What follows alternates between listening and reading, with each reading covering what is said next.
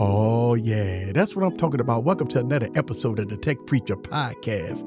Man, it's the month of May, right, which is my birthday month.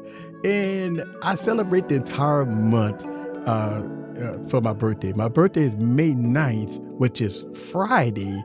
And I'm having my birthday stream on May 7th on Wired Wednesday. So if you listen to this podcast, come and join us live as I celebrate my birthday on my YouTube channel. I would leave all the links down in the description below. Man, that's what I'm talking about. Welcome to another episode of the Tech Preacher Podcast. So on this episode, we're going to talk about OnePlus, the OnePlus 13T. Why it's not coming to the United States. I mean, the United States is in a flux right now, and a lot of tech companies is kind of like, yeah, you know what? We'll tell y'all, get y'all acts together. We're going to skip the United States. And I believe that the OnePlus 13, God, man, as good as OnePlus devices is right now, the OnePlus 13T is almost guaranteed a flagship killer, but it's not coming here in the United States. And that's kind of sad. We're going to talk about it in this podcast. Next, man, Samsung is always in the news, right? Samsung is always in the news, and they are in the news again because the Galaxy S25 Edge price kind of been set in stone. Also the release date, because it's been pushed back. So now we got confirmation of when Samsung is going to release this device, and I'm going to give you guys my thoughts about it. I still believe that this device is DOA, but maybe there's some bright side to this phone. Nah, it ain't nothing bright about this phone. And lastly, Apple, man. Apple is just in the flux right now, man. They spending millions and millions and millions of dollars to try to get products sent from one country to the next country. They're moving their production to another country. Man, I mean, there's reports that Apple in this quarter alone will spend about $900 million. What does that mean for the consumer? Well, we're going to talk about it in this podcast. Man, that's what I'm talking about. So it's my birthday week, right? Coming up. And, I've been doing YouTube for so long, and every year I celebrate my birthday with my fans and my viewers and stuff like that. But yeah, this next Wednesday for Wired Wednesday, we're going to celebrate my birthday, man, and have some fun. This going to be a long stream. Probably going to open up the phone lines, let some people call in and have some discussions. We're going to talk about tech and everything else in between. But let's talk about OnePlus, man, because, man, OnePlus, one of the things about OnePlus, right? I've been using the OnePlus 12.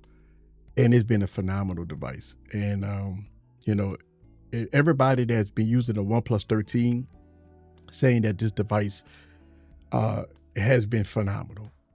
And the OnePlus 13T came out with a new design, just killer specs, plus with the price point to match. And I think a lot of people was happy about the OnePlus 13T coming out. And unfortunately, if you go to OnePlus website in the United States, it's not on their website. But we talked about it on Wired Wednesday. Some people said it in Europe and in China and stuff like that. It was available for them. But yes, you can order this device on GearStop for $599. Now, it's weird because when you look at the $599 price point, it's definitely a flagship killer. But if you look at the Chinese currency converted into the U.S. currency, it was cheaper than this. So that is crazy insane, especially with the specs that you get, right?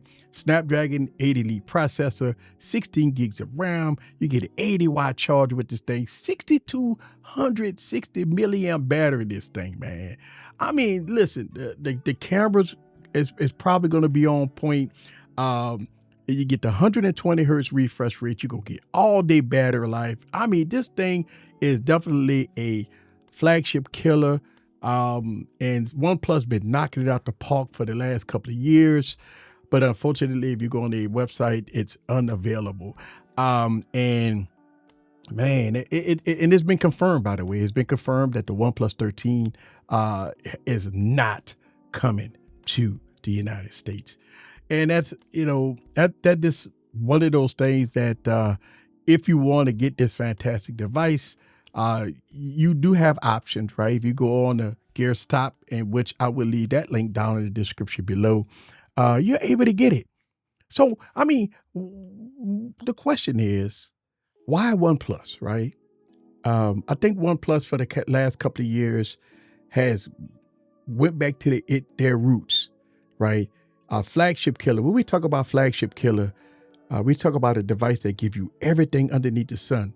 That's nearly perfect, but for a cheaper price. And now, what we living in right now here in the United States, and all around the world with high prices and trade wars and stuff like that, to get a device at a good price is unheard of, especially a flagship.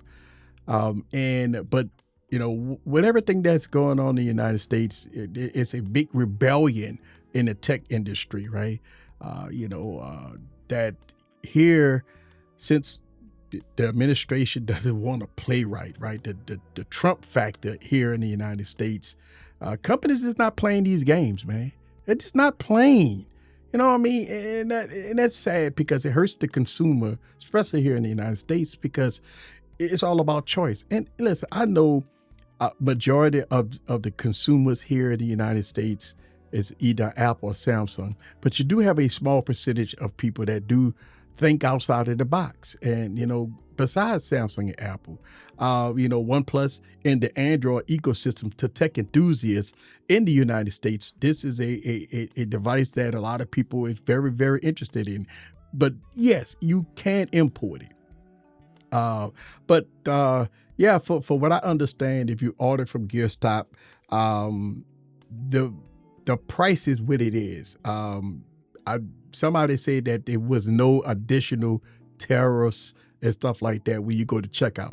Now, if anything changed, right, we would talk about it on our podcast and on Wired Wednesday and stuff like that. So we'll talk about it. But as of right now, the device can be ordered and imported.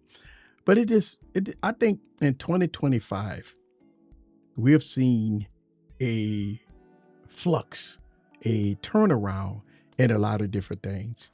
And for us tech enthusiasts and tech reviewers, we changing the way we do things and our spending habits and not buying this. A lot of things that I had on my plate to buy in 2025, we all thinking twice about it, and we, doing different things, instead of buying a whole bunch of devices to review, because it's going to be a rough year, hopefully, I'm saying it a rough year because hopefully they get better. But as of right now, it's not that great, man. So we've been encouraging a lot of people. We've been talking about it for a few weeks now on our podcast and on Wired Wednesday, that if your tech is holding up, if your smartphone is good, if your computer is good, your tablet is good, your smartwatch is good, then maybe you might want to hold off until maybe next year. Let's see what happens next year. I mean, we know we got the Z Fold 7 coming out. We hearing a lot of different rumors about that, but I mean, for the price point of almost $2,000, can you spend $2,000 coming up in September, August and September, around that time frame when we get into the summer months, especially with the new iPhones that's coming out, in September. Those gonna be over $1,000, and we don't know what the trade-in's gonna be in.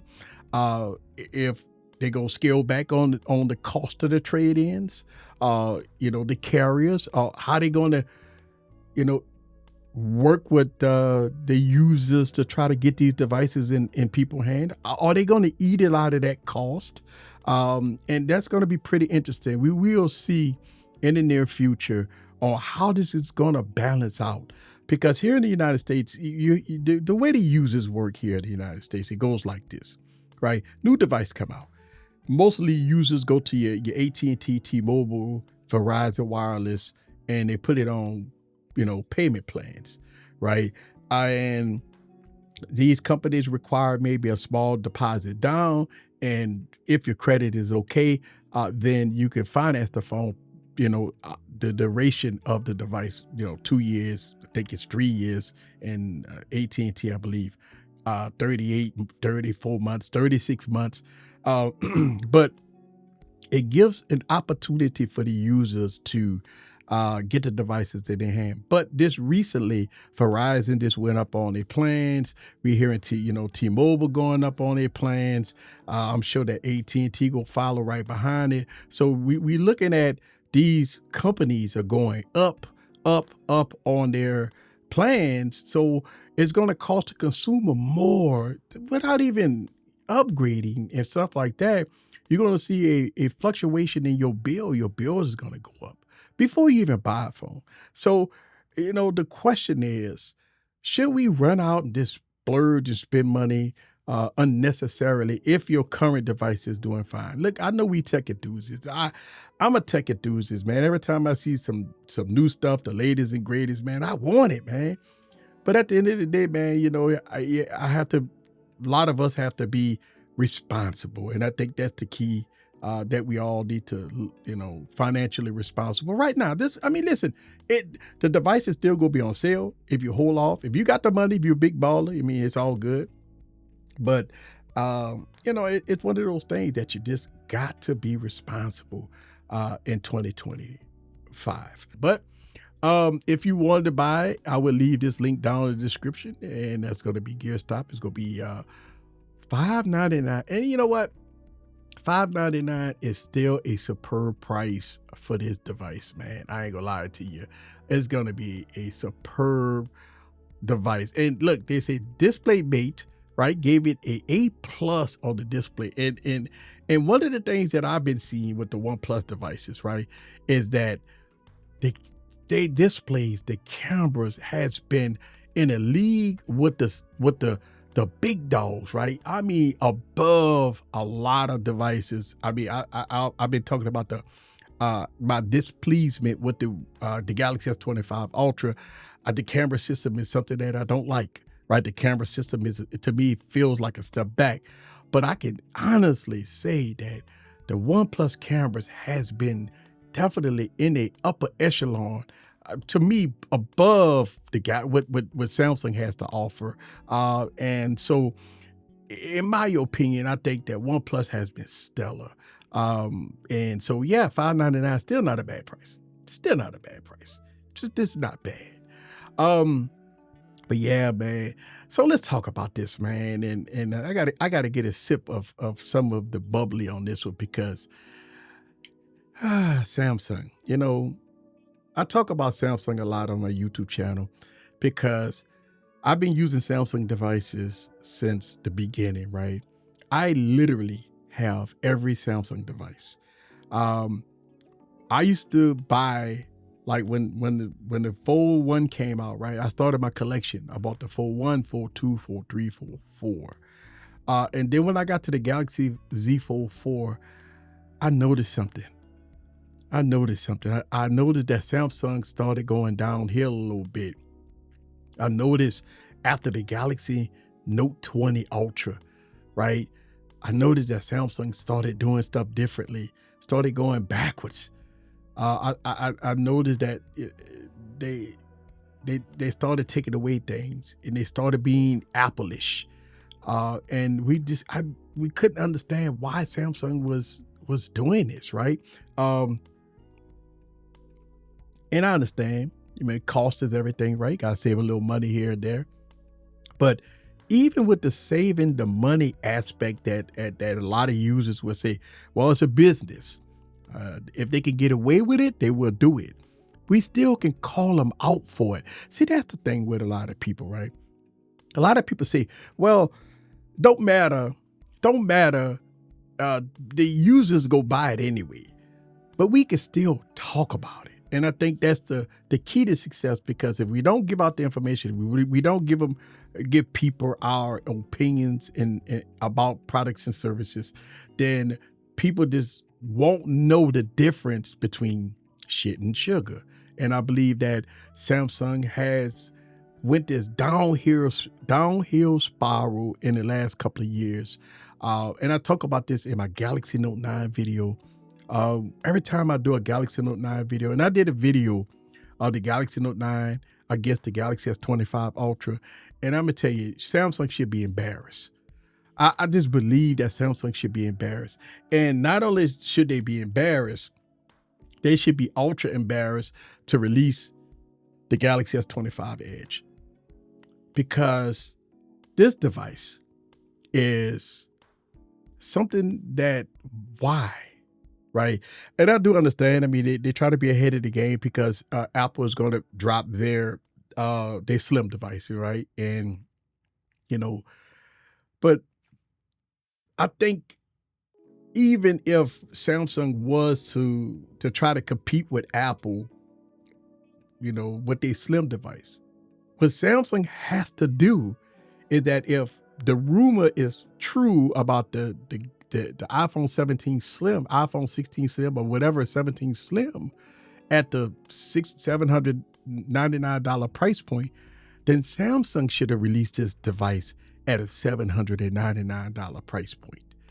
And because you can't compete with Apple if Apple outprice you. Think about this. Apple has never undercut themselves or undercut the competition. Now, some people may say that the iPhone Slim device, as far as the specs and one camera on the back and stuff like that, is not at the same caliber as the Galaxy S25 Edge.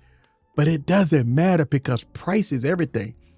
For what I've been seeing on the internet and stuff like that, I mean, this device's category is DOA on arrival.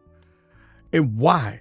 Not saying that it's not going to be a bad device.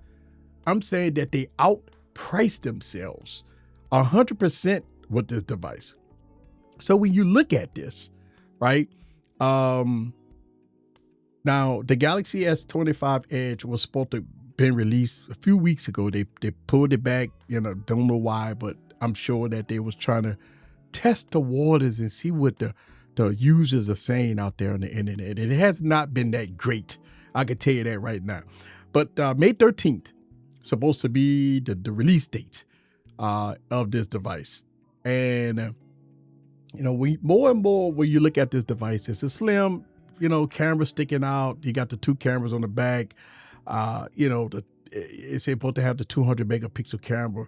I think what makes this phone dead on arrival is a few things, right? One of the biggest ones is the price point, right?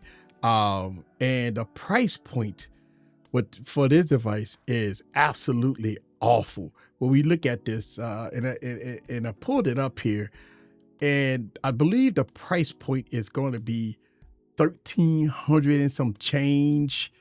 Look like in Canada, this device will cost $1,678 for the 512. Well, I'm sorry, $1,679. I think that's going to be for the 256 gig, and this is going to be Canadian prices. For the 512 gig, it's going to be $1,858.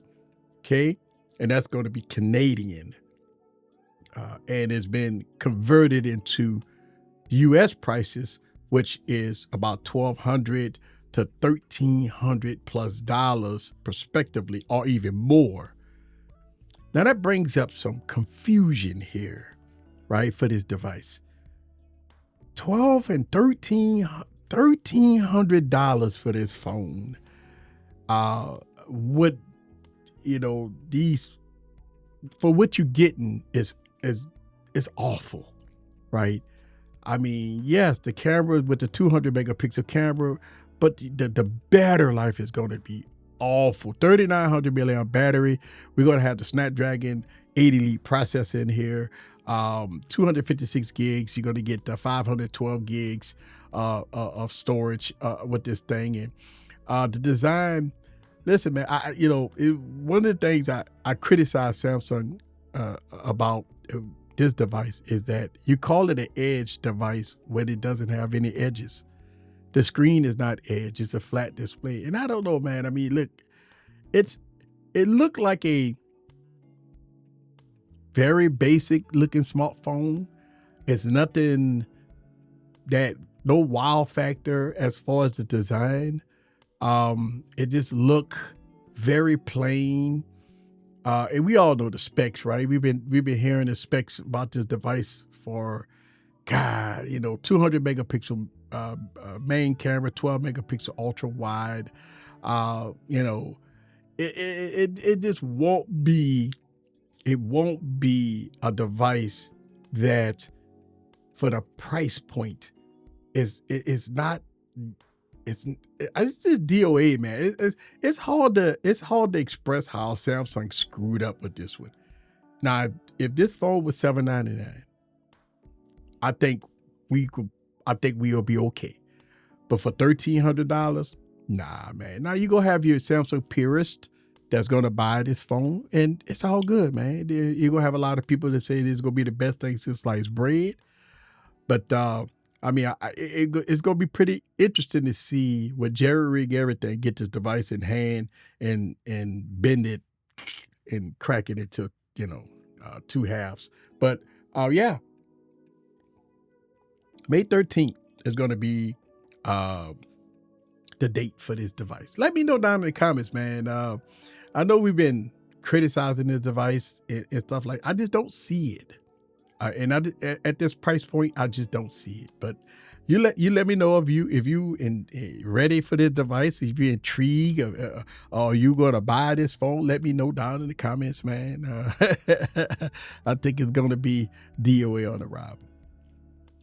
But yeah, man. Listen, Apple has been in the news lately, right? Apple it has been this company that tried its best to get products into, here to the United States, spending tons of money to try to get boatloads of iPhones, accessories, and computers and Macs and stuff like that to get in the United States. Apple is spending tons of money to get their factories from China to Asia, wherever they going at, to India, wherever they going at. And it's been a reported dollar amount saying that Apple, with the import tariffs and the taxes and the cost and all this stuff that's going on, even though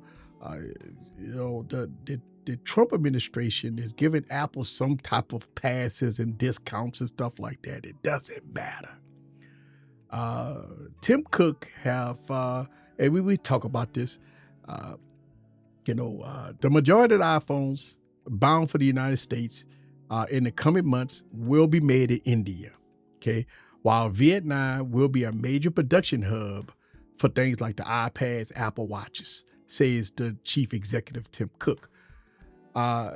It comes as the technology giant estimated that the United States import taxes, tariffs, Trump tariffs will add about $900 million to its cost this quarter, which we are in the new quarter. So this was the previous quarter. So we in the new quarter now. $900 million.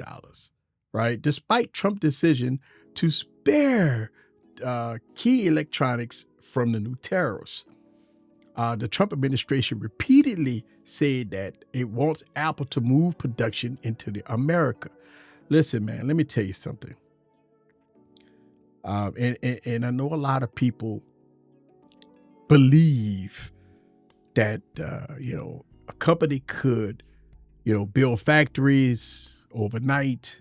Companies could just move skilled employees from one country to the next, or even find skilled employees here in the United States.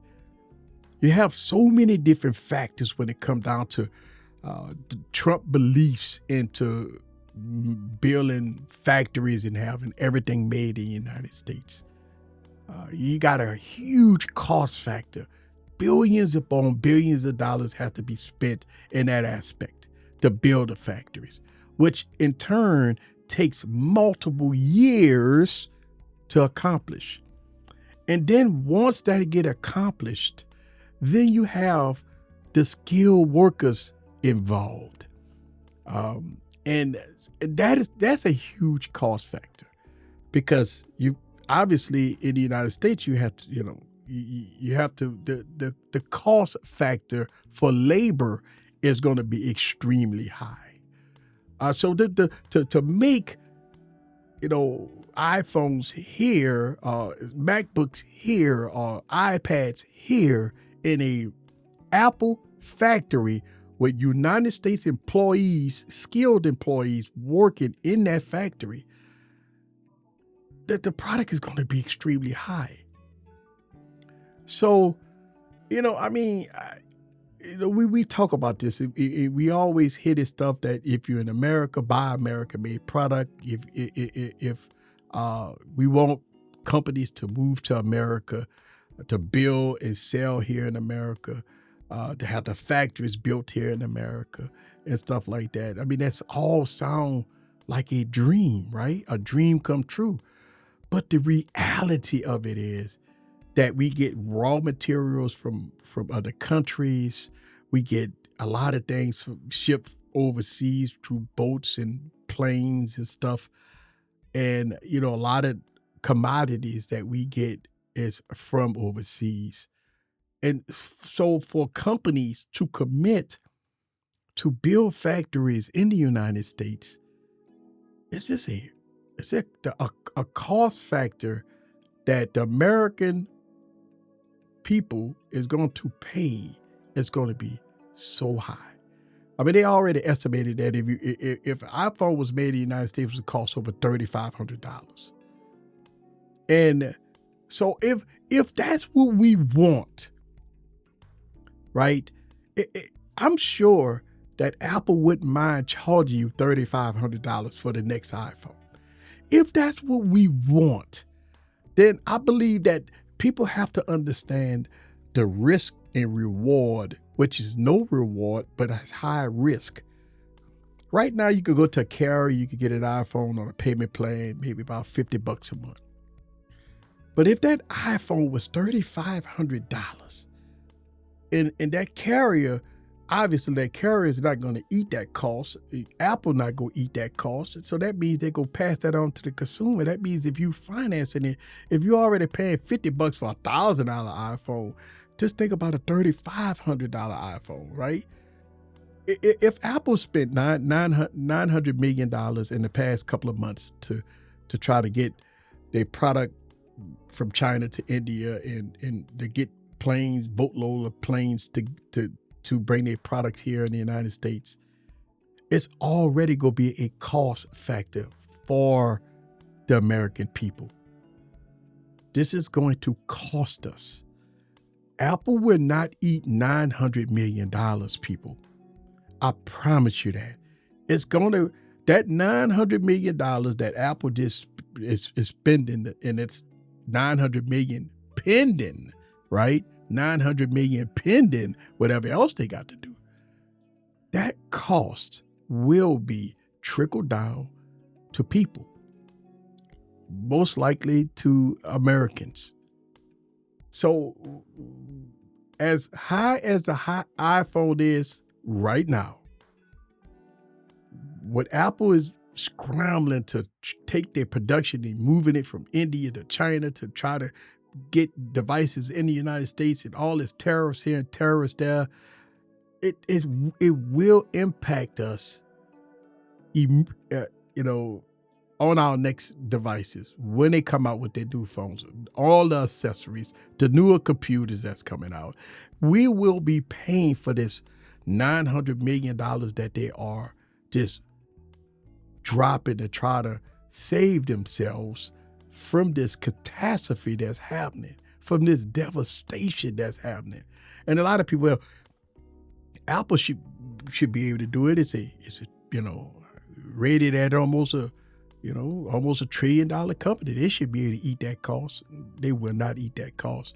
I don't understand why people believe that these companies just go automatically eat that cost. I mean, I don't get it. Listen, man.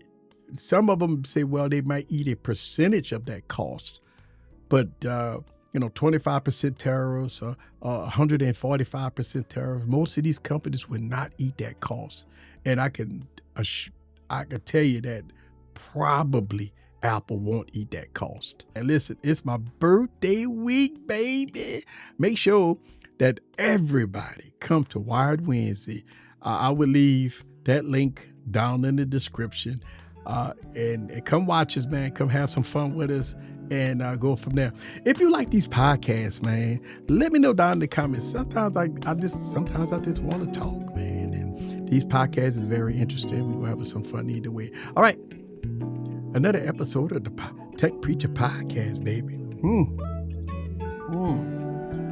We're going to see y'all guys next week. Same bad place, same bad time, baby. Later.